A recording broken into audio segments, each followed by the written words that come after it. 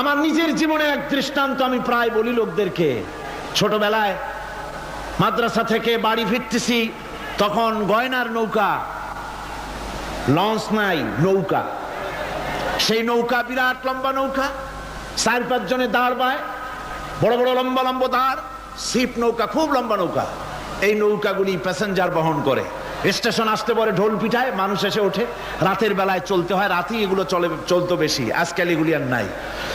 সেই নৌকার মাঝখানে থাকতো বাঁশ পোতা, 2 দিকে মানুষ শোবে, নৌকার 2 দিকে মাথা দিয়ে, একদিকে পা দিয়ে শোবে। ছাত্র জীবন, শুয়ে আছে এরকম করে, কিন্তু পা লম্বা করা যায় না, পা লম্বা করলে আর একজনের বুকের উপরে গিয়ে ওঠে। এভাবে করে পা কতক্ষণ গোটো করে রাখা যায়? কিছুক্ষণ পর মনের মধ্যে চিন্তা জাগলো যে আল্লাহ, হাঁটুতে তো ব্যথা করতেছে, এই হাঁটুগুলি যদি নাট বল্টুর মতো মোড়ায় মোড়ায় খোলার সিস্টেম করে দিতে, তাহলে তো এখন কষ্ট হতো না। ঠ্যাংডারে মোড়াইয়া খুলিয়া তারপরে ব্যাগের মধ্যে ভরিয়া বালিশের কাজও হতো, ঠ্যাংও ব্যথা করতো না।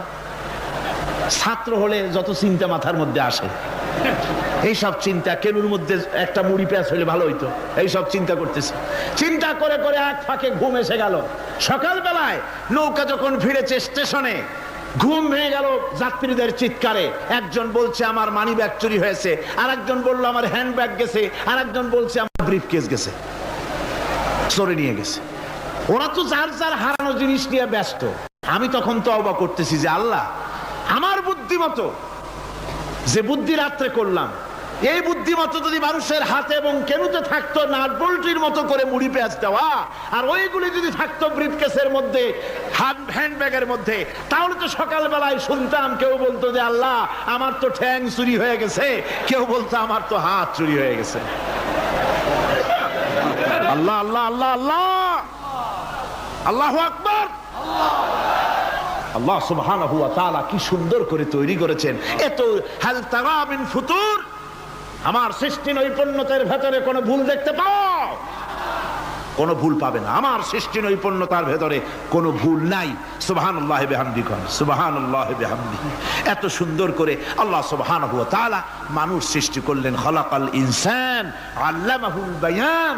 তিনি মানুষকে কথা বলা শিখিয়েছেন, তিনি মানুষকে সৃষ্টি করেছেন এত সুন্দর করে, চামড়া দিয়ে, সুন্দর করে চোখ দিয়ে, চুল দিয়ে, মুখ দিয়ে, কি সুন্দর করে বানিয়েছেন। সুবহানাল্লাহ। দেখুন, পায়ের তালুর চামড়া একরকম, তলার চামড়া আর এক রকম, বুকের চামড়া একরকম, পিঠের চামড়া আর এক রকম, ঠিক কিনা কন?